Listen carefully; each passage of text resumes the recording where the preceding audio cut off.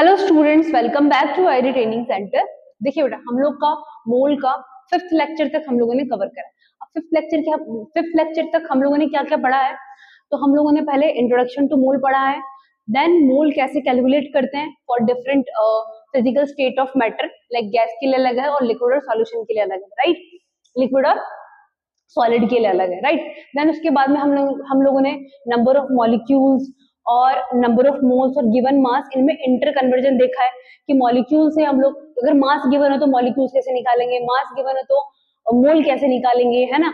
Even given mass में कितने number of protons है, कितने नंबर ऑफ न्यूक्लियॉन्स इलेक्ट्रॉन्स है, कितने नंबर ऑफ प्रोटॉन्स है, कितना मॉलिक्यूल्स है, ये सब हम लोगों ने देखे, है ना?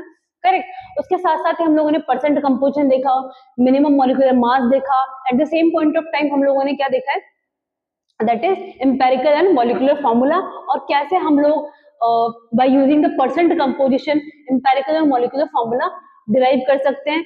और उसके साथ हम लोगों ने वेपर डेंसिटी भी देखी, right? What is the relation between the vapour density and molecular mass.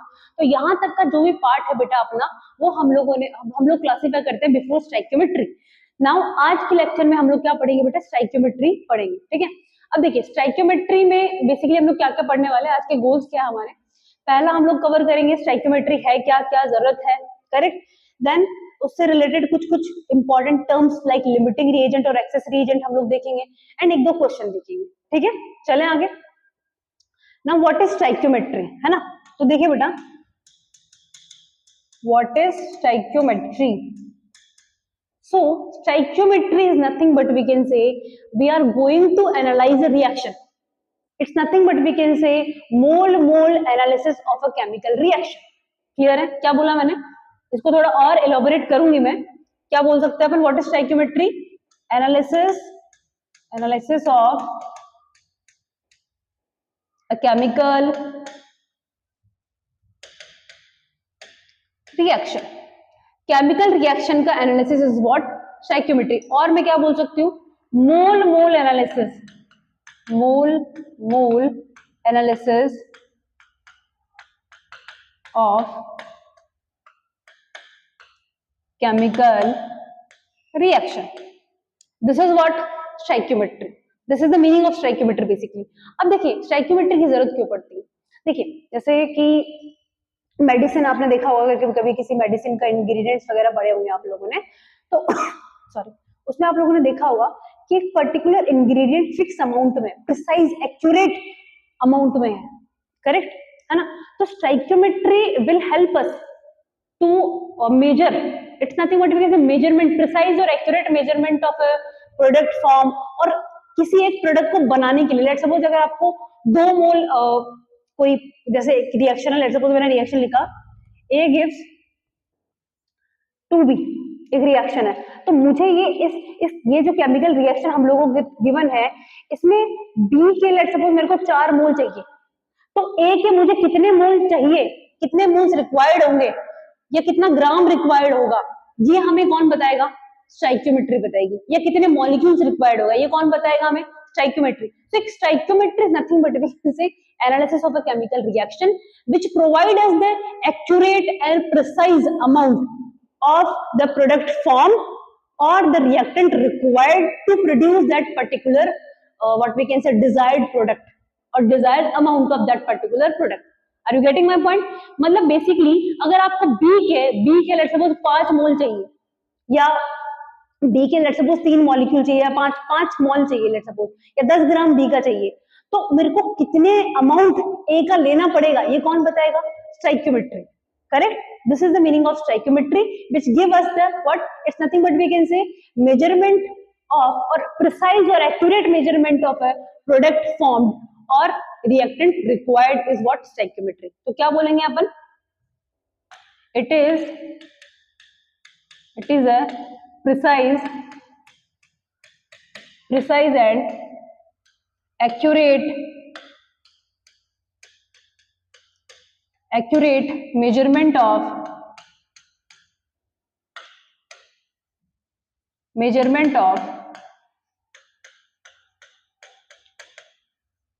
reactant required and product formed,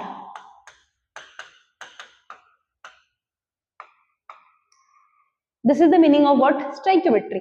और यूज तो आपको पता ही है ऑब्वियसली यार, हर चीज का एक प्रिसाइज, अगर आपको लेट सपोज आपने दवाइयां देखेगी इतने इतने mg की है, तो हमने एक प्रिसाइज अमाउंट डाला ना आपने, अगर प्रिसाइज अमाउंट से ज्यादा डाल दिया, एक्यूरेट मेजरमेंट नहीं है, प्रिसाइज मेजरमेंट नहीं है उसका, तो they have side effects also, isn't it?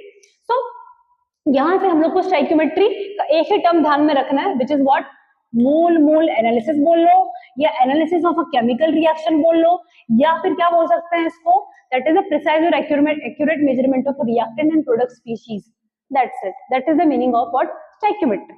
चले आगे, अब देखिए तो व्हाट इज स्टाइक्योमेट्री। सबसे पहले देखो स्टाइक्योमेट्री क्या होती है वो हम लोगों ने देख लिया, और उसके साथ साथ अब देखिए एक दो चीजें आपको ध्यान में रखना है, when we are dealing with the stoichiometry or when we analyze a chemical reaction, so first of all reaction should be balanced। क्या पॉइंट बोला बेटा मैंने यहाँ पे, when we are analyzing a reaction, when colour शायद दिखेगा नहीं उधर इससे लिखते हैं, when we are doing analysis of a chemical reaction, या हम उस रिएक्शन की स्टाइक्योमेट्री देखना चाह रहे हैं, है ना, बेसिकली मतलब तो वही हुआ, when we are doing analysis of a chemical reaction, first of all reaction should be balanced. ध्यान में रखिएगा हम उसी रिएक्शन की स्टाइक्योमेट्री देखेंगे जिस रिएक्शन, जो पर्टिकुलर रिएक्शन बैलेंस होगी। Why balance reaction, why we are using balance reaction, see balance reaction provide us the information about the what we can say their physical state, the stoichiometric coefficients, है ना, stoichiometric coefficient are nothing but we can say they define the chemical reaction, और stoichiometric coefficients are required to balance a chemical reaction, correct? तो obviously अगर आपको किसी reaction की stoichiometry observe करनी है और किसी रिएक्शन का किसी रिएक्शन का एनालिसिस करना है, मोल एनालिसिस करना है, तो we have to use the balance equation first of all, that reaction should be balanced. Clear है? तो क्या है, क्या बोलेंगे अपन, stoichiometry is what, nothing but we can say analysis of a reaction.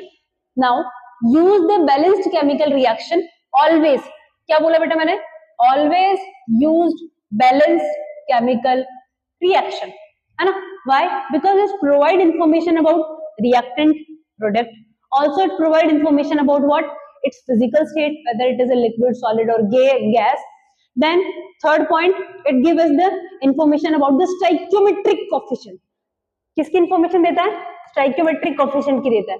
now based on the stoichiometric coefficient, है ना, we are able to write a relation between the reactant and product, है ना, एग्जाम्पल की तरह समझाती हूँ, क्या बोला मैंने, based on stoichiometric coefficient we are able to correlate और establish a relation between the reactant and product, है ना। अब एक और चीज जो आपको ध्यान में रखनी है, सेकंड पॉइंट जो आपको ध्यान में रखना है, पहला पॉइंट तो ये बोल दिया मैंने, second point always do the mole analysis.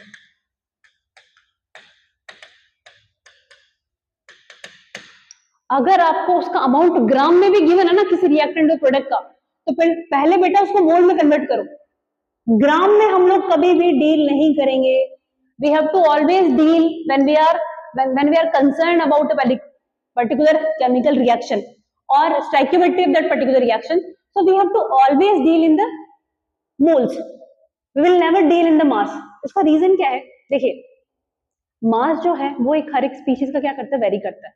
जैसे कि अगर मैं आपको बात करूं, हम लोग अगर बात करते हैं इधर हर एक एटम है, जैसे एक एटम हाइड्रोजन है उसका मास 1 ग्राम है ना, अगर मैंने बात हाइड्रोजन एटम की बात करी, अगर मैंने अमोनिया की बात करी है ना, तो उसका क्या हो गया 17 ग्राम, तो दोनों के मास वेरी कर रहे हैं ना, करेक्ट। अगर हम मास एनालिसिस करते हैं ना, तो we will not end up with the accurate और प्रिसाइज मेजरमेंट। क्लियर है, समझ में आती बात? अगर हम मास एनालिसिस करते हैं तो डेफिनेटली हम लोगों को एक्यूरेट और प्रिसाइज मेजरमेंट नहीं मिलेगा, क्लियर है?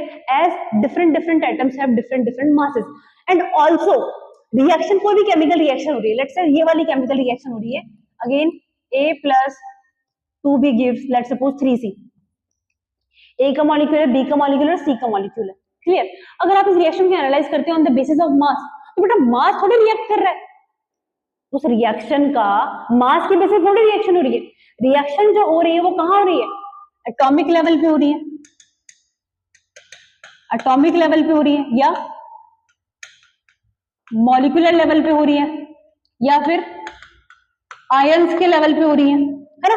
मास थोड़ी है, मास थोड़ी आपस में इसका इतना मास नहीं, रिएक्शन जो हो रही है वो कहां हो रही है कि इसका एक मॉलिक्यूल इसके दो मॉलिक्यूल मिलके इसका 3 मॉलिक्यूल दे रहे हैं, मतलब ए का एक मॉलिक्यूल और बी के 2 मॉलिक्यूल आपस में कंबाइन होके what it's giving 3 moles of C. तो जो रिएक्शन हो रही है वो मैक्रोस्कोपिक लेवल पे थोड़ी हो रही है यार, रिएक्शन माइक्रोस्कोपिक लेवल पे हो रही है, एटम्स के बीच में रिएक्शन हो रही है, मॉलिक्यूल्स के बीच में रिएक्शन हो रही है, right? So if we are doing the reaction analysis on the basis of mass, so we'll end up with the wrong calculations, correct? So it's better always do the calculation in terms of mole. If gram is given, then first convert it into mole, then go forward. Okay, चले अब देखिए क्या बोला मैंने, based on the stoichiometric coefficient we are able to write a relationship between reactant and product। जैसा कि अभी मैंने आपको बताया था क्या कि इसका एक मोल और इसके 2 मोल, या फिर इसका एक मॉलिक्यूल इसके 2 मॉलिक्यूल आपस में रिएक्ट करके कहां जा रहे हैं, क्या बना रहे हैं, 3 मोल ऑफ सी बना रहे हैं, या 3 मॉलिक्यूल क्या बना रहे हैं, सी के बना रहे हैं। मास में दिक्कत आ जाएगी फिर अपन को, क्योंकि हर एक मॉलिक्यूल का मास क्या होगा, डिफरेंट होगा, और फिर प्रिसाइज मेजरमेंट नहीं आएगा। चले अब आओ, क्योंकि रिएक्शन तो मॉलिक्यूलर लेवल पे हो रही है ना यार।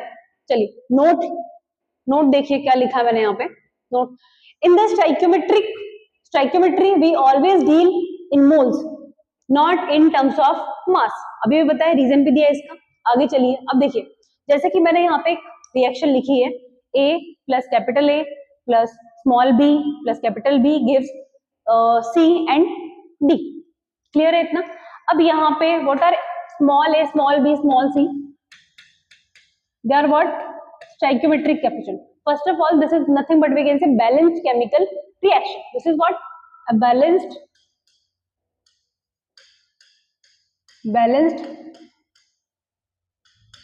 chemical reaction, ठीक है? अब देखिए इसके जो स्टाइक्योमेट्रिक कोएफिशिएंट है, क्या है बेटा स्टाइक्योमेट्रिक कोएफिशिएंट यहाँ पे, A B C D, small a small b small d small c है stoichiometric coefficient, whereas capital A capital B are what reactant, arrow के जो लेफ्ट साइड में होते हैं दे आर रिएक्टेंट, एरो के जो राइट साइड में होते हैं दे आर प्रोडक्ट, क्लियर है? नाउ कैपिटल सी और कैपिटल डी आर व्हाट बेटा प्रोडक्ट। हाँ मैंने इनकी फिजिकल स्टेट में नहीं लिखी है, तो all are in the gaseous form, ठीक है? अब आइए, stoichiometric coefficient are defined to balance the chemical reaction. ध्यान में रखना stoichiometric coefficient is not the amount. कुछ बच्चे कंफ्यूज करते हैं, है ना, कि मैम इसकी स्टाइक्योमेट्रिक कोएफिशिएंट 2 है तो इसके 2 मोल है क्या? नहीं बेटा, अमाउंट ऑफ रिएक्टेंट और product can be anything. Stoichiometry just सिर्फ और सिर्फ रिएक्शन को बैलेंस करने के लिए काम में आता है, या स्टाइक्योमेट्रिक कोएफिशिएंट जो है रिएक्शन को बैलेंस करते हैं अपन और उससे कोरिलेशन स्टैब्लिश करते हैं। समझ में आती है बात? क्या बोला मैंने? Quantity of reactant and product can be anything, stoichiometric coefficient are just what to balance the chemical reaction, clear है? अमाउंट कंफ्यूज मत करना, ठीक है? तो क्या लिखा है मैंने? Stoichiometric coefficient are defined to balance the chemical reaction, quantity of reactant and product can be anything. समझ में आई? ये सिर्फ क्या प्रोवाइड करवा रहा है? Correlation between product and reactant, quantity नहीं है ये, कंफ्यूज मत करना इस चीज से। अब देखो मैथमेटिकली हम लोग क्या बोल सकते हैं इस चीज को, यहाँ पे अगर मैं आपको बताना चाहूँ तो आप इस रिएक्शन को जब एनालाइज कर रहे हो तो आपको क्या पता चल रहा है कि इसका A मोल और इसका B मोल आपस में रिएक्ट करके इसका C मोल दे रहा है, उसका क्या दे रहा है? D मोल दे रहा है। तो इस चीज को मैथमेटिकली मैं कैसे लिख सकती हूँ? क्या बोला बेटा कि कैपिटल A का A मोल और कैपिटल B का B मोल आपस में रिएक्ट करके क्या प्रोड्यूस कर रहे हैं? कैपिटल C का C और कैपिटल D का D मोल प्रोड्यूस कर रहे हैं। तो ये कोरिलेशन स्टैब्लिश करा है वाया व्हाट, स्टोइकियोमेट्रिक कोएफिशिएंट। ठीक है, अब इसको मैथमेटिकली कैसे बोल सकते हैं, या एक और एग्जांपल मैं आप लोगों को एक्सप्लेन करूं, है ना। जैसे वी हैव व्हाट, एक और एग्जांपल लेती हूँ, जैसे मैंने यहाँ पे लिखा है एक reaction N2 gas plus H2 gas and it will give you 2 moles of ammonia. तो जैसा कि मैंने आप लोगों को कहा, पहले रिएक्शन बैलेंस होनी चाहिए। ठीक है, क्या रिएक्शन बैलेंस है? नहीं है। यहाँ क्या लगा दे अपन, 3 लगा दो, रिएक्शन बैलेंस होगी। हाँ, रिएक्शन बैलेंस है।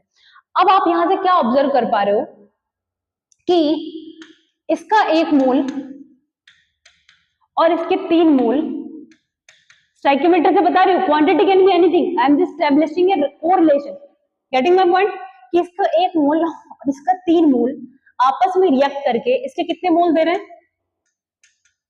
2 मोल दे रहे हैं। समझ में आई बात? क्लियर है? तो रेशो क्या है कि इसका 1:3 आपस में रिएक्ट करके इसके कितने दे रहे हैं? 2 मोल। यही रेशो है इसका। समझ में आई कि नहीं? तो कोरिलेशन एस्टैब्लिश करा कि नहीं आपने रिएक्टेंट और प्रोडक्ट के बीच में? क्लियर है कि नहीं? अब देखिए आगे चलते हैं। यहां तक पढ़ा अपन ने। इसको मैथमेटिकली हम लोग क्या लिख सकते हैं, दैट ऊपर वाली रिएक्शन को लेके moles of A consume, obviously consumed होंगे यार, तभी तो प्रोडक्ट बी सीओडी बनेगा। Moles of A consumed divide by stoichiometric coefficient of A is equals to moles of B consumed divide by stoichiometric coefficient of B is equals to moles of C formed divide by stoichiometric coefficient of C and moles of D formed and divide by stoichiometric coefficient of D. अब this is what mathematical expression, what I said earlier, कि इसका small ए और small B मोल मिलके, है ना, सी और D के small C और स्मॉल डी मोल प्रोड्यूस कर रहे हैं। तो this is the correlation basically. Clear है इतना? तो ये एक मैथमेटिकल चीज हम लोग लिख सकते हैं। समझ में आई इतना? जैसे इस रिएक्शन के लिए कैसे लिखेंगे, है ना, अगर मुझे इस रिएक्शन के लिए लिखना है तो क्या लिखूंगी मैं यहाँ पे, moles of N2 divide by stoichiometric coefficient कितना है? 1 is equals to moles of H2, stoichiometric कितना है? 3। यहां क्या लिखूंगी, moles of ammonia divide by stoichiometric कितना लिखूंगी? 2। तो एक कोरिलेशन आ गया ना कि यार इसका 1 और 3 मोल बनके इसके 2 मोल देगा, तो इसी प्रोपोर्शन में अब आगे रिएक्शन प्रोसीड होगी। अगर मैं यहाँ पे लिखूं कि स्टोइकियोमेट्री, तो ये देर पता चल गया आपको कि ये इसकी स्टोइकियोमेट्री है। अब मैं आपको बोल रही हूँ कि मैंने यहाँ पे इसके 3 मोल लिए हैं। क्या बोला मैंने नाइट्रोजन के 3 मोल लिए हैं।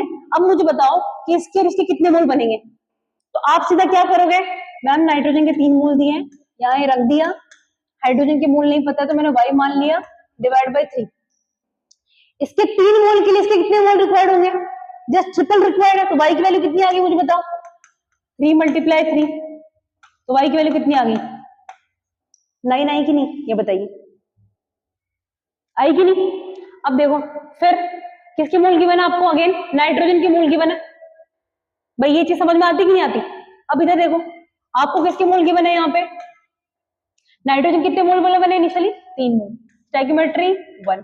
क्या आपको अमोनिया के मोल पता है कितने बने? नहीं, तो आपने क्या लिख दिया, y या x मान लो, x लिख दिया, डिवाइड बाय स्टोइकियोमेट्री कितना इसका, स्टोइकियोमेट्री कितना उसका 2, तो x के कितने मोल बन गए? 6। समझ में आती है बात? तो ये इक्वल प्रोपोर्शन में है ना कि यार इसके 3 मोल के लिए इसके कितने मोल रिक्वायर्ड है? 6 मोल।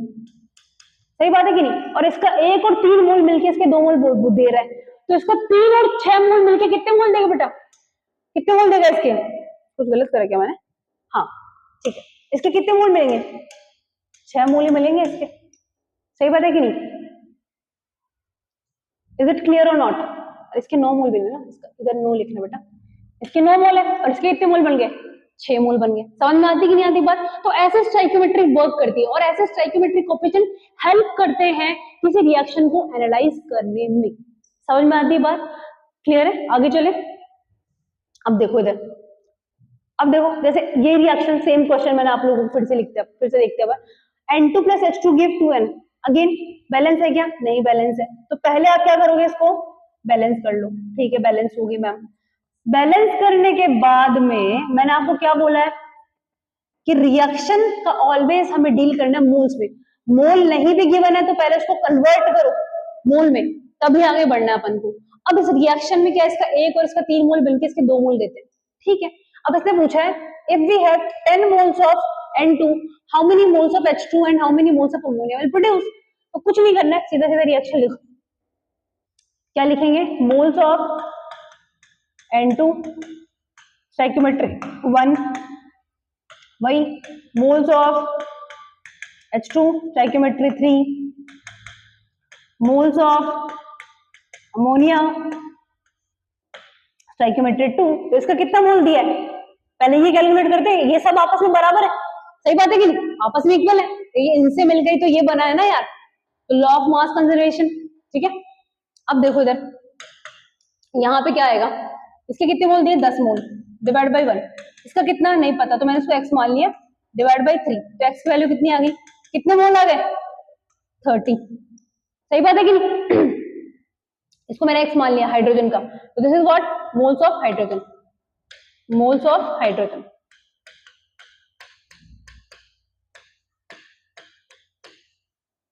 मोल्स ऑफ हाइड्रोजन क्लियर है। अब आओ, अमोनिया कितने मोल मान लिया मैंने y, स्टोइकियोमेट्रिक कोएफिशिएंट कितना है 2, इसके कितने मोल है 10 डिवाइड बाय 1, तो y इज इक्वल टू कितना आ गया 20। This is what moles of ammonia produced, सही बात है कि नहीं। तो ऐसे करके आप किसी भी रिएक्शन की स्टोइकियोमेट्री से पता लगा सकते हो कि कितना आपका रिएक्टेंट रिक्वायर्ड है या प्रोडक्ट फॉर्म्ड होगा by seeing this their stoichiometric coefficient. Clear है इतना। चलिए अब देखो नेक्स्ट टॉपिक हम लोग क्या पढ़ने जा रहे हैं, है ना। Next topic is what basically limiting reagent. क्या बोला बेटा मैंने, next topic is nothing but we can say concept of limiting reagent. अब देखिए लिमिटिंग रिएजेंट पे जाने से पहले नाम से पता चल रहा है कुछ तो लिमिट कर रहा होगा या रिएक्शन को लिमिट कर रहा होगा, इजंट इट, मतलब ऐसा रिएजेंट जो कि रिएक्शन को लिमिट कर रहा होगा। अब ये वाली रिएक्शन तो कंप्लीटली 100% हो ही गई थी, जैसे ये वाली रिएक्शन अपन ने देखा इधर देखा, तो इनिशियल इसके कितने मोल लिए अपन ने, इसके कितने मोल थे 10, इसके कितने मोल रिक्वायर्ड है इसके लिए कितने मोल थे 30, तो इसका 10 और 30 मिलके इनिशियली तो कुछ नहीं था, जब रिएक्ट करा तो ये दोनों जीरो हो गए और इसके कितने मोल बन गए 20 मोल। समझ में आई कि नहीं ये बात, आती बात, कुछ नहीं बचा ना यहाँ पे, रिएक्शन में कुछ बचा ही नहीं। जैसे ये वाला देख लो जो पहले किया था, इसमें भी हमारे पास क्या बचा था, जैसे ये रिएक्शन लिखी थी ना अपन ने, ये रिएक्शन देखो इधर, इसको मिटा देती हूँ 2 मिनट के लिए, ये रिएक्शन देखिए अपन ने, तो यहाँ देख पा रहे हो इसके 3 और उसके 9 मोल मिले, इसके 6 मोल दे रहे हैं, इनिशियली यहाँ पे कुछ नहीं था। अब स्टोइकियोमेट्री से हमें पता है कि इसका 1 और 3 मोल मिलके इसके 2 मोल दे रहे हैं, तो आपने बस क्या करा है बेटा, जो भी इसका 1 और यहाँ पे 3 मोल था उसको आपने किससे मल्टीप्लाई कर दिया, 3 से मल्टीप्लाई कर दिया, 3 गुना कर दिया, तो जो इसका पहले 2 मोल आ रहा था उसका जस्ट क्या करना है 3 गुना करना है, तो कितने मोल बन गए इसके 6 मोल। जब इसके 6 मोल बन गए तो ये दोनों तो आपस में क्या हो जाएंगे, कंप्लीटली कंज्यूम होगी नहीं भाई, ये दोनों तो आपस में रिएक्ट करके इक्वल प्रोपोर्शन में था, इसके 1 के लिए इसका 3 चाहिए था, तो इसके लिए इसके 3 के लिए इसके 9 चाहिए, रेशो तो वही है ना, और इसके कितने बन रहे 2, तो इसके कितने बन गए 6। Quantity can be anything, stoichiometric coefficient will only provide you the correlation, that's it. Clear है इतना सबको, चले आगे, चलिए नेक्स्ट देखते हैं अभी what is limiting, concept of limiting reagent. अब देखिए अभी तक अपन ने जो भी इक्वेशन पढ़ी उसमें बेसिकली जो आपका स्टोइकियोमेट्रिक कोएफिशिएंट था उसी रेशियो में मैंने आपको नंबर ऑफ मोल्स दे दिए, सही बात है कि नहीं। देखिए मैंने आपको क्या दिया था, यहाँ पे स्टोइकियोमेट्रिक कोएफिशिएंट का रेशियो क्या है, दिस इज स्टोइकियोमेट्रिक कोएफिशिएंट, सही बात है, और गिवन मोल्स मैंने आपको कैसे दिए थे, गिवन मोल्स मैंने आपको कैसे दिए थे, यहाँ 3 दिया था और यहाँ 6 दिया था, तो इनका रेशियो भी तो वही आ रहा है 1:3, सही बात है, मतलब आपका स्टोइकियोमेट्रिक रेशियो, स्टोइकियोमेट्रिक कोएफिशिएंट और आपका गिवन मोल्स का जो रेशियो है वो बराबर था, सेम था, तो कोई दिक्कत आई नहीं, रिएक्शन हुई, ये 0-0 और इसके कितने मोल बन गए, सॉरी इसके 9 मोल थे ना यहाँ पे, हाँ इसके कितने मोल बन गए, इसके 6 मोल बन गए, 6 मोल ऑफ अमोनिया बन गए, सही बात है कि नहीं, सेम रेशियो में है कि नहीं है। तो अगर आपका स्टोइकियोमेट्रिक कोएफिशिएंट और आपका गिवन नंबर ऑफ मोल्स का रेशियो अगर सेम है तो this is not the case of limiting reagent यार, कंज्यूम हो गया टोटली और प्रोडक्ट बन गया, कंप्लीट रिएक्शन, रिएक्शन क्या होगी रिएक्शन क्या होगी,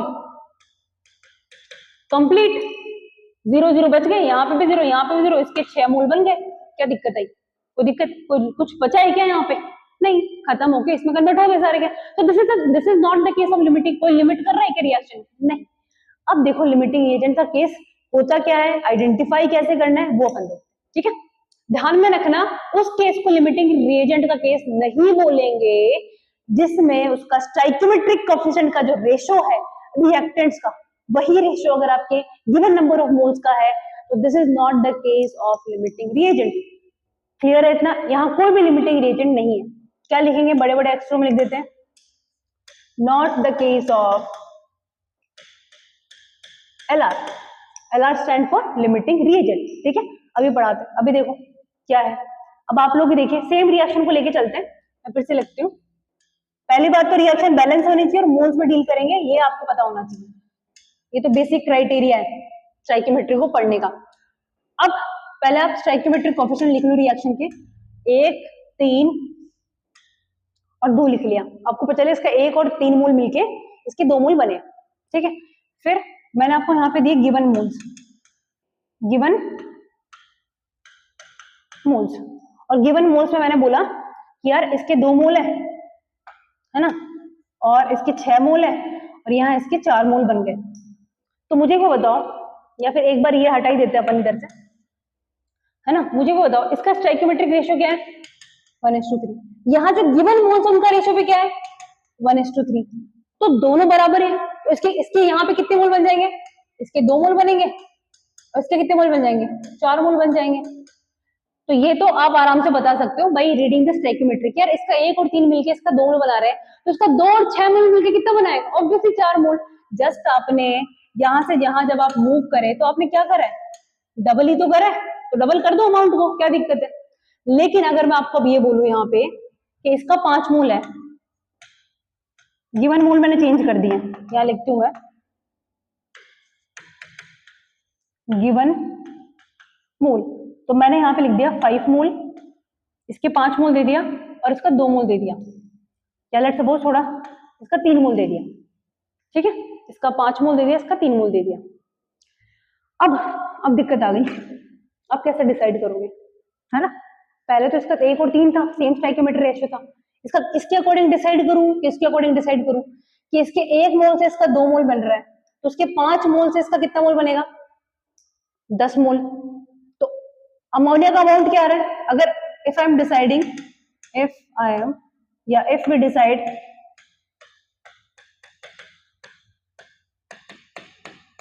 अकॉर्डिंग टू अमोनिया, ठीक है, क्योंकि अब यहाँ तो सिंपल सिंपल से पता था कि यार इसके 1 और 3 मिलके ये बनाते हैं, तो इसका 2 और 6 मिलकर डबल बनाएगा, सिंपल। लेकिन यहाँ बता सकते हो क्या इसका 5 और 3 मोल बन के इसका कितना बनाओगे, अब थोड़ा सा टफ हो गया ये, तो कैसे करेंगे। अब कौन डिसाइड करेगा कि ये कौन बनेगा, कितना बनेगा। यहाँ तो सिंपल रेशियो में स्टाइकियोमेट्रिक रेशियो 1:3 था, उसी रेशियो में मैंने आपको नंबर ऑफ मोल दे दिए, आपने डिसाइड करके बता दिया। लेकिन यहाँ पे जो आपका स्टाइकियोमेट्रिक कोएफिशिएंट और गिवन मोल्स का जो रेशियो है वो तो भैया बराबर नहीं है, अब कौन डिसाइड करेगा। अब देखिए इवन अमाउंट भी डिफरेंट आएगा। अब देखिए आप बोल रहे हो इधर आओ, इधर आओ, इससे डिसाइड करते हैं अपन। आप यहाँ लिख लो क्या बेटा, एक ऐसा टेबल ड्रॉ कर लो, यहाँ लिख लो N2, यहाँ लिख लो अमोनिया। अब इक्वेशन के अकॉर्डिंग मुझे एक बात बताना कि इसके 1 मोल से इसके 2 मोल मिल रहे थे, सही बात है, तो इसके 5 मोल से इसके कितने मोल बनेंगे, 10, correct correct. if we decide according to ammonia, if we decide according to nitrogen, क्या डिसाइड कर रहे हैं, amount of ammonia formed, amount of ammonia formed, कि कितना अमोनिया बना, वो अगर हम पहला केस, केस फर्स्ट, अगर हम लोग डिसाइड कर रहे हैं अकॉर्डिंग टू व्हाट, N2, तो अमोनिया के कितने मोल बन रहे हैं, 10 मोल बन रहे हैं, सही बात है कि नहीं। इधर आओ, next, if case 2, if we decide according to hydrogen. ठीक है, तो भाई टेबल ड्रॉ करो, हाइड्रोजन, अमोनिया। तो हमें पता है कि इसके 3 मोल से इसके 2 मोल मिल रहे हैं स्टोइकियोमेट्री के अकॉर्डिंग, सही बात है कि नहीं? इसके 3 मोल से इसके 2 मोल मिल रहे हैं, तो 1 मोल से कितना बनेगा इसका अमोनिया का 2/3। और कितने मोल गिवन है आपको? 3 मोल गिवन थे उसके। कितने मोल गिवन थे उसके? 3 मोल गिवन है, तो उसके 3 मोल से कितना बनेगा फिर? ऐसे कर लो, 3 मोल से कितना बनेगा? 2 × 3 × 3 इज टू व्हाट? 2 मोल। तो आप देख रहे हो कि अगर हम डिसाइड कर रहे हैं अकॉर्डिंग टू हाइड्रोजन तो 2 मोल बन रहे हैं अमोनिया के, और अगर हम डिसाइड कर रहे हैं अकॉर्डिंग टू नाइट्रोजन तो 10 मोल बन रहे हैं अमोनिया के। अब क्या करें? जबकि जो सिंपल वाला केस था विदाउट लिमिटिंग, उसमें ऐसा कोई दिक्कत आ ही नहीं रहा था, उसमें एकदम सिंपल गो विथ फ्लो था अपना, आराम से रिएक्शन को देख के बता दे रहे थे। लेकिन यहाँ पे नहीं बता पा रहे हैं, अब यहाँ पे दिक्कत होगी, यहाँ पे दिक्कत हुई नहीं। अगर इसके अकॉर्डिंग डिसाइड करते तो 10 मोल बन रहे हैं, इसके अकॉर्डिंग डिसाइड करें तो 2 मोल बन रहे हैं। अब करें तो क्या करें, है ना? तो this is the case of limiting reagent, जब आपका स्टोइकियोमेट्रिक कोएफिशिएंट का रेशियो और गिवन नंबर ऑफ मोल्स का रेशियो बराबर नहीं है, then that is the case of limiting reagent. समझ में आई बेटा? तो क्या लिखेंगे यहाँ पे बड़ा बड़ा? This is the case of, this is the case of LR limiting reagent. समझ में आई कि नहीं बात इतनी सबको? क्लियर है? चलिए आगे चले। अगर आप लोग चाहें तो आप मतलब कुछ बच्चे बोलते हैं कि मैम ये वाला बताओ, क्या इसमें सेम अमाउंट आ रहा है क्या?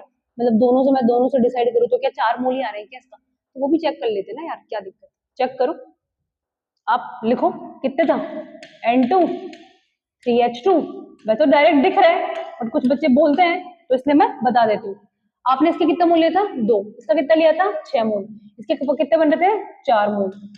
रिएक्शन से बता दिया था। तो अगर आप नाइट्रोजन के अकॉर्डिंग डिसाइड करोगे तब भी 4 मोल बनेंगे क्या? और अगर हाइड्रोजन के अकॉर्डिंग डिसाइड करोगे तब भी 4 मोल बनेंगे क्या?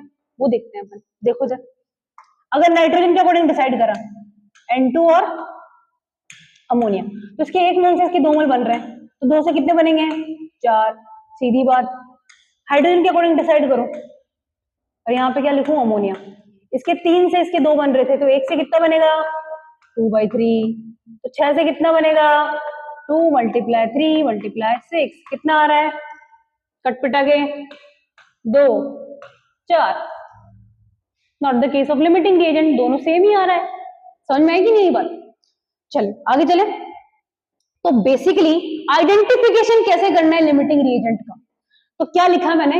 If identification of limiting reagent is the heading, if the ratio of moles of reactant given to you, the ratio which is given to us, है ना, जो भी गिवन होगा 2 मोल है 5 मोल है, ध्यान में रखना मोल नहीं गिवन है, मास गिवन है तो पहले मोल में कन्वर्ट करोगे। समझ में आई बात? अभी एक क्वेश्चन के थ्रू पूरा एकदम पूरा स्टेप बाय स्टेप लिखवा दूंगी मैं, ठीक है?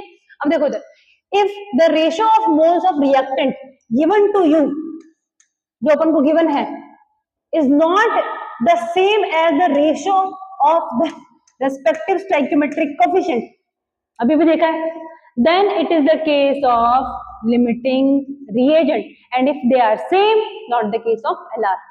क्लियर है इतना? चलो अब देखिए लिमिटिंग रिएजेंट बेसिकली हम लोग को क्या क्या सीखना है ना? अब देखिए limiting reagent will decide, first of all क्या बोला मैंने? LR is completely consumed। Limiting reagent है यार, वो तो एक्सेस वाला थोड़ी कंप्लीटली कंज्यूम हो जाएगा। Limiting reagent will completely consumed in the reaction, पहली लर्निंग है। अभी हम लोग एग्जांपल से भी देखेंगे सारे पॉइंट्स, है ना? क्या बोला मैंने? Limiting reagent will be completely consume. Limiting reagent will decide कि कितना प्रोडक्ट बनेगा। कौन डिसाइड करेगा? लिमिटिंग रिएजेंट विल डिसाइड कि कितना प्रोडक्ट बनेगा। क्लियर है? Third point, the amount of excess reagent remaining or how much amount of other reagents या reactants consumed, that will also decided by what? Limiting reagent। क्योंकि limiting reagent reaction को derive करेगा, क्योंकि वो limiting में है ना। Let's suppose अगर मैं आपको खेल खेल रहे हो, जैसे अपन गली क्रिकेट खेलते हैं, है ना, तो उसमें जिसका बैट होता है वही डिसाइड करता है कि आगे खेलना है कि नहीं खेलना है। समझ में आ रही कि नहीं आ रही बात?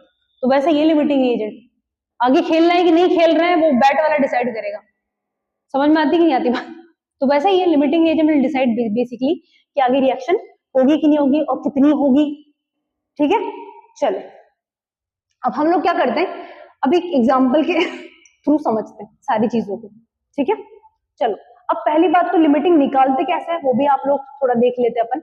लिमिटिंग रिएजेंट निकालें मतलब लिमिटिंग रिएजेंट कैलकुलेट कैसे करते हैं अपन। ठीक है, इस एग्जाम्पल के थ्रू मैं आपको सब समझा देती हूँ। ठीक है, चलिए एग्जाम्पल देखो क्या दे रखा है, देखिए क्या दिया हुआ है। We have 6 moles of each A and B are mixed to undergo the following reaction. Reaction given है A plus B which will give you A3 और B4। ठीक है, अब हमें क्या क्या डिटरमाइन करना है, डिटरमाइन द LR, मतलब ये हम लोग कैलकुलेट करने हैं। LR निकालना है, मोल्स ऑफ A3B4 निकालना है, मतलब कितने बने हैं। Then moles of excess reagent या रिएक्टेंट जो कि है। ठीक है, मतलब हमें निकालना है SR XR ER, करेक्ट। चलो स्टार्ट करते हैं। अब देखो बेटा स्टेप बाय स्टेप करते हैं अपन। पहला स्टेप क्या है, first step is to write a balance chemical equation. ठीक है, तो इस रिएक्शन जो भी अपन दे रखा है उसकी बैलेंस केमिकल इक्वेशन कैसे लिखेंगे, A कितना है 3, देन B कितना है 4, it will give you what A3B4। तो पहला स्टेप ही ये है, right the balance chemical equation, लिख दिया अपन ने। Now what is the second step, second step क्या है बेटा अपना, सेकंड स्टेप देखिए what is the second step. Second step है अपना calculate number of moles of reactant. ठीक है, रिएक्टेंट कौन कौन है अपने पास जो रिएक्टेंट है वो है A और B। अब क्वेश्चन में ही इन दोनों के मोल्स गिवन है, कैलकुलेट करने की जरूरत नहीं पड़ रही है। कितने मोल गिवन है क्वेश्चन में इसके, देखिए 6 mole of each A and B, मतलब दोनों के 6 मोल गिवन है। ठीक है, तो आप सीधे सीधे यहाँ पे क्या लिख दोगे, सेकंड स्टेप में रिएक्शन लिखिए। क्या थी रिएक्शन अपने पास, that is 3A plus 4B will give you A3B4। This is the reaction. दोनों के कितने कितने मोल गिवन है, यहाँ पे लिखो गिवन मोल्स, है ना, क्या लिखोगे बेटा गिवन मोल्स। अब गिवन मोल से पहले ये गिवन मोल्स यहाँ लिख लो, यहाँ लिख लो इनका स्टोइकियोमेट्रिक कोएफिशिएंट, इसका कितना है 3, इसका कितना है 4, this is stoichiometric coefficient. What are the given moles, इसके भी सेम मोल है, इसके भी 6 मोल है। क्लियर है इतना। अब मैंने आपको बताया था कि how to identify the case of limiting agent, whether this particular case is of limiting agent और नॉट। तो मैंने आपको बताया था कि अगर इनका जो स्टोइकियोमेट्रिक कोएफिशिएंट का जो रेशियो है, तो क्या रेशियो है 3:4, और आपके मोल्स का क्या रेशियो है 1:1, राइट। तो अगर आपके स्टोइकियोमेट्रिक कोएफिशिएंट का रेशियो और गिवन मोल्स का रेशियो अगर मैच ना करे और नॉट इक्वल, मतलब उस रेशियो में रिएक्शन आगे प्रोसीड नहीं हो, जैसे इसमें क्या हो रहा है, इसका 3 और इसका 4 मोल मिलके इसका 1 मोल दे रहा है, करेक्ट। जबकि ऐसा उस प्रोपोर्शन में हम लोगों को तो गिवन मोल्स नहीं है, means this is not the case of what limiting reagent, sorry this is not the simple case, है ना, this is the case of what limiting reagent. Not equal means case of LR। ठीक है, अगर उसी proportion में होता जिस proportion में स्टोइकियोमेट्रिक कोएफिशिएंट है, उसी प्रोपोर्शन में अगर हम लोगों को गिवन मोल्स दिए होते तो that is the simple case only, but यहाँ नहीं है उसी प्रोपोर्शन में, इसका 1:1 है, इसका 3:4 है, तो this is the case of what LR। अब हमें ये आइडेंटिफाई करना है कि LR होगा कौन। ठीक है, देखो केस है ये पता चल गया, थर्ड स्टेप है ना, LR निकालने के लिए calculate the stoichiometric ratio of each reactant. Each reactant का स्टोइकियोमेट्रिक रेशियो निकालना है, SR निकालना है। ठीक है, निकालिए, कैसे निकालते हैं, SR of A, SR of A। तो A के मोल कितने गिवन है 6 मोल गिवन। A का स्टोइकियोमेट्रिक कोएफिशिएंट कितना था, देखो बैलेंस इक्वेशन से 3, तो यहाँ क्या लिखोगे बेटा 3, फिर यहाँ लिखो SR ऑफ B। हमें देखना है ना लिमिटिंग रिएजेंट है कौन, तो रिएक्टेंट का मोल हर एक के लिए निकालना पड़ेगा और ईच बोला उसने, ईच रिएक्टेंट। अच्छा बताओ बी के कितने मोल है? बी के भी मैम 6 मोल गिवन है और बी का जो स्टोइकियोमेट्री है वो हमें पता है कितना है 4। तो यहाँ क्या लिख दो बेटा 4 लिख दिया, एसआर निकाल लिया। अब एसआर निकालने के बाद नोट में 2-3 चीजें ध्यान में रखिए। क्या नोट है? If the ratio is not equal then the case of limiting reagent. कौन से रेशियो की बात हो रही है? स्टोइकियोमेट्रिक रेशियो और गिवन मोल्स के रेशियो की बात हो रही है, ठीक है? Then it is a case of limiting agent. Then the reactant with least value of SR will be the LR. मतलब वो रिएक्टेंट जिसके लिए एसआर स्टोइकियोमेट्रिक रेशियो की वैल्यू सबसे कम है, that will act as limiting reagent. क्या बोला मैंने? Reactant with least value of SR will be the LR. तो ऊपर चेक करो फटाफट से, इधर आओ। इसका कितना आ रहा है? इसकी वैल्यू कितनी आ रही है? 2। इसका कितना आ रहा है बेटा? 3/2 विच इज व्हाट 1.5। सही बात है कि नहीं? तो किसकी एसआर की वैल्यू कम है? वाई, बी की। किसकी है? बी। बी हैव दी या हैज दी लीस्ट और स्मॉलर बोल लो, smaller value of SR stoichiometric ratio. hence B will be the limiting reagent।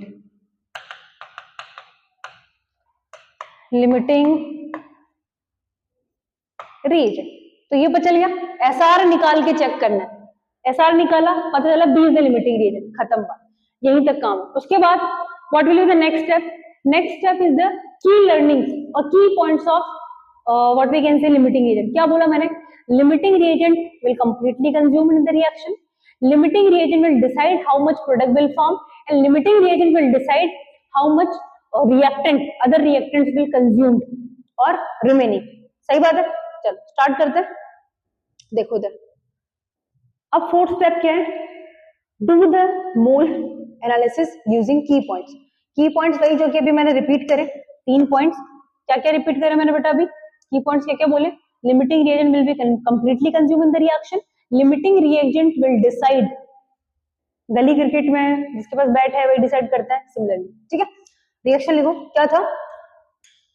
3A plus 4B will give you what? A3B4।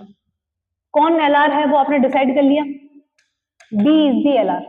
अब आप perform करो मोल मोल एनालिसिस, ठीक है? अब देखो इधर, यहां इसके कितने मोल है? गिवन मोल कितने हैं? इसके आई गेस 6 मोल थे, इसके भी 6 मोल थे।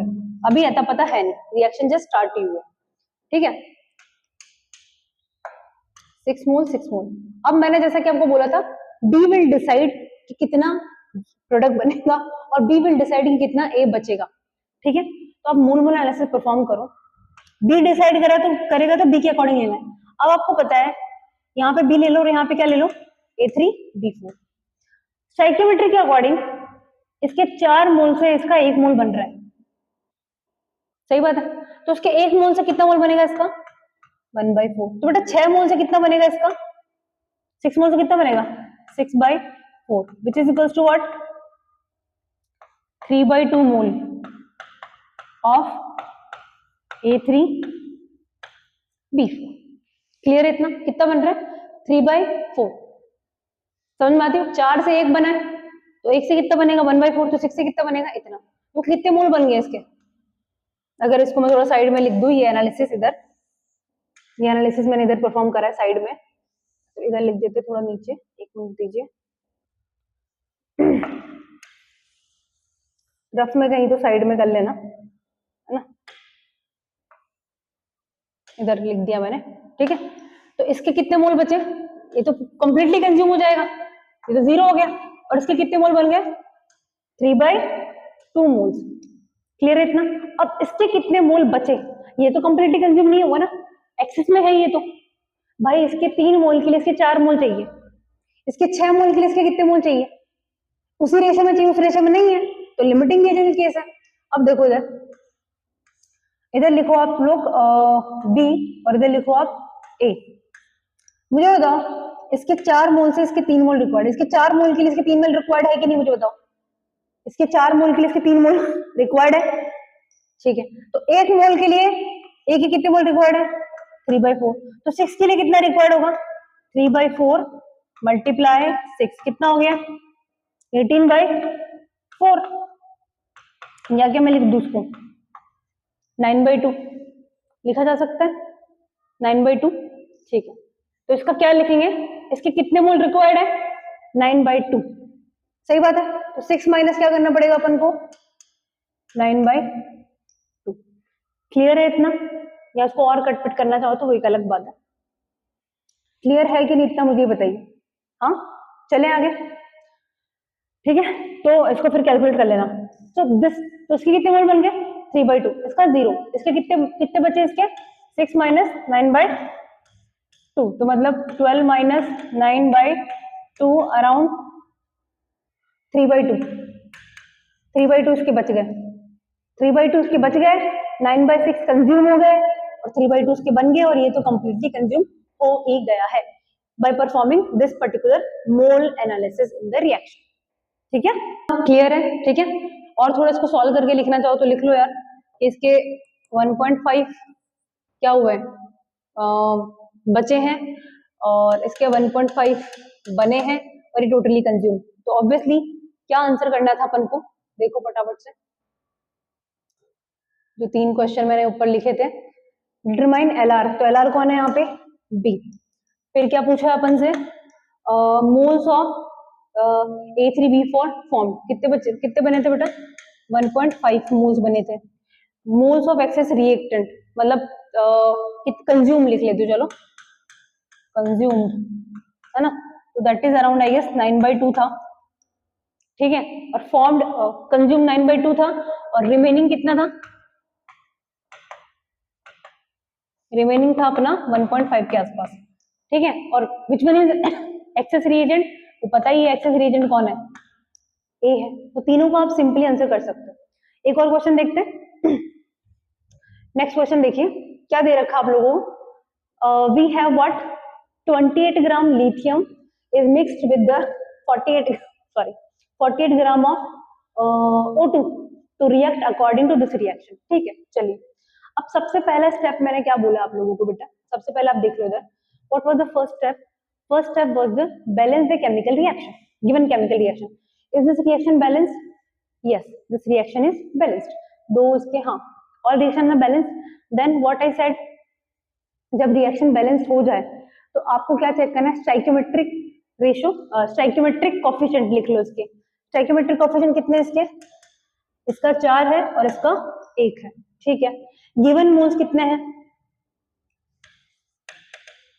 गिवन मोल्स, अब आपको पता है कि मैम मोल्स तो गिवन नहीं है, ग्राम गिवन है, तो साइड में हमें पता है that number of moles is equals to given mass divide by molar mass करके निकाल सकते हैं ना दोनों रिएक्टेंट के मोल्स। गिवन मास कितना है लिथियम का, 28, तो लिथियम के मोल निकाल लो पहले, मोल्स ऑफ लिथियम कितना आ रहा है, 28 डिवाइड बाय क्या करना पड़ेगा बेटा, 7, ठीक है, मतलब 4 मोल आ गए, क्लियर है।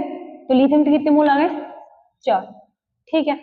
अब यहाँ पे मोल्स ऑफ किसके निकाल लो, मोल्स ऑफ O2, कितना मास दे रखा है बेटा, 48 ग्राम, 48 ग्राम, मोलर मास कितना हो जाएगा इसका, 32 के आसपास है ना, तो ये कितना हो जाएगा इसका 2 के आसपास, नॉट 2 आई गेस, इट्स कितना आ रही है 3.5, 3/2 आएगा तो 1.5 के आसपास, उसके मोल कितने हो गए 1.5 निकाल लिया अपन ने, गिवन मोल, मोल में डील करना है जैसा कि मैंने आप लोग को बताया था, ठीक है। अब देखिए इसका स्टाइकियोमेट्रिक रेशियो क्या आ रहा है बेटा, 4:1 आ रहा है, इन दोनों का 4 और 3/2 है, तो मैच तो नहीं कर रहा है स्टाइकियोमेट्रिक, है ना।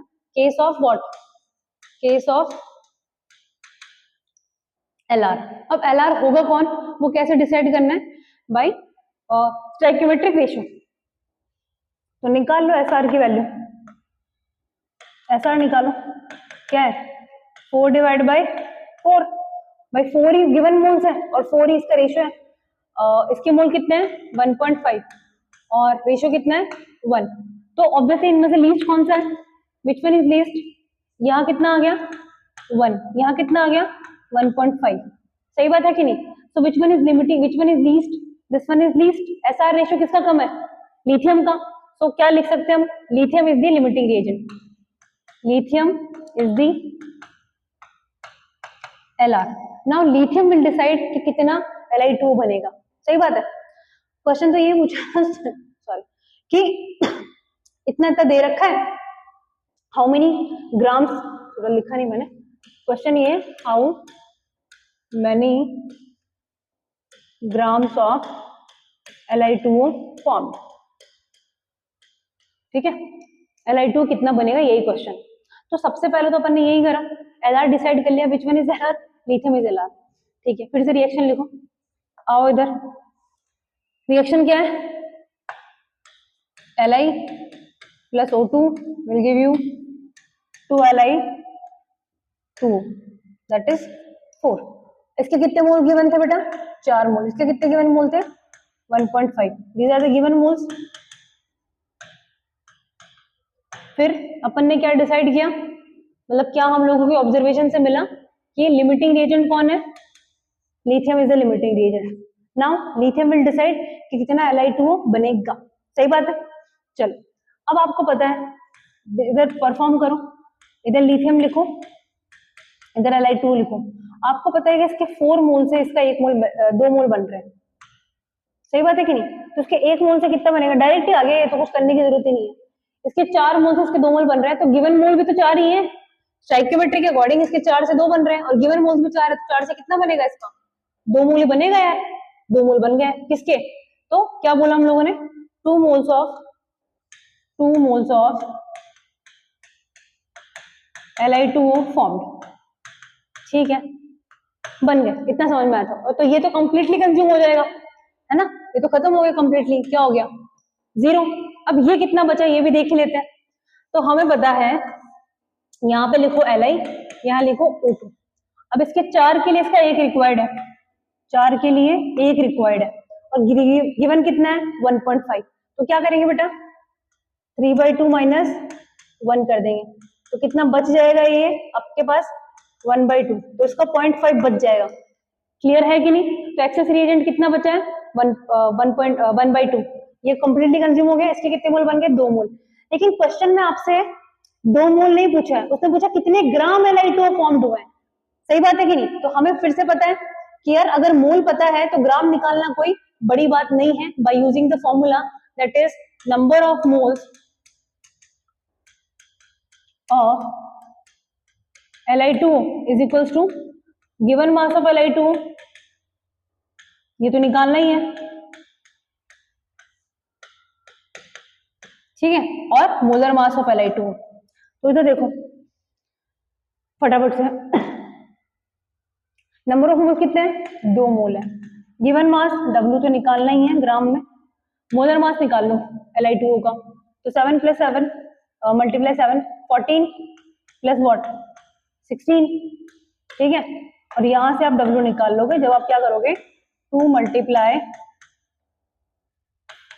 आपका 16, जो भी आपका आंसर यहां से आएगा, इसका जो करेक्ट आंसर आएगा अप्रोक्सीमेटली कितना आएगा बेटा, अराउंड जो भी इसका करेक्ट आंसर आएगा 60 ग्राम आएगा, राइट। ये दोनों कितने हो गए 30, ये 2, अराउंड 60 ग्राम Li2O बनेगा, क्लियर है इतना। तो इस तरीके के क्वेश्चन आपको सिंपल स्टोइकियोमेट्री के मिलेंगे मेंस के एग्जाम में, राइट। अब जो भी एडवांस प्रॉब्लम्स होंगी वो हम लोग नेक्स्ट लेक्चर में करेंगे related to stoichiometry and what are the applications of stoichiometry basically, वो हम नेक्स्ट लेक्चर में करेंगे मूल कंसेप्ट के, ठीक है। So I hope you like the particular lecture, so thank you so much students, bye.